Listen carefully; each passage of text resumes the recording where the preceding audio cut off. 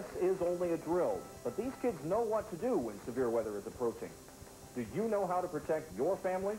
Whether it's a thunderstorm, flash flooding, or the destructive force of a tornado, you have to react quickly, and now you'll know how. Just write for TV2's free storm safety guide at Box 2000, Southfield 48037. What does it take to keep your family safe? It takes two. During this month alone, the Metro Detroit communities of Farmington, Farmington Hills, and Livonia have all started curbside recycling programs. How well does it work? In today's TV2 Eye on the Earth report, meteorologist Chris Edwards revisits a community that's been picking up at curbside for over a year. Chris? Virginia, Dearborn, in case you don't remember, was the first major city in the metro area to institute mandatory curbside recycling just over a year ago. They told us then that the first year would be an educational process, but then things would change. Now the education is over, everybody knows about it. We pass so much literature out there that it will have to be enforced.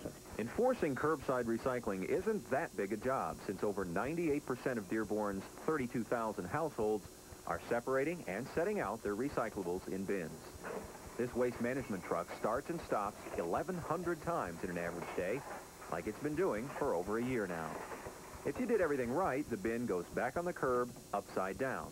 Now, if your bin's left right side up, like this one was, it probably left something inside that wasn't recyclable, like these cartons. If that happens, you could find one of these violation notices on your bin.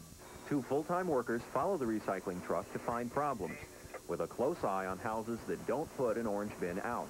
And we don't see a bin at the curb in 4 weeks, then we leave in violations at the house. Instead, why you're not recycling?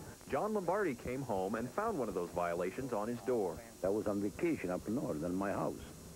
So you didn't have the red bin You don't have anything to put in. A quick call to the sanitation office took care of the notice, but if people don't respond, they could get a summons to appear in court. That hasn't happened yet, but judges are prepared to levy fines against people who don't comply. Still, most people in Dearborn aren't recycling just because it's the law. Actually, I really want to do my part. I feel that it's going to do some help. Is helping. Dearborn reports more than a 12% reduction in the volume of waste going to landfills since their curbside recycling program began. They seem pretty tough out there. Well, I want to emphasize once again, they haven't had to summon anyone to court yet, and they hope that it won't be necessary. Everybody's doing their part on their own. Okay, thanks, Chris. 440.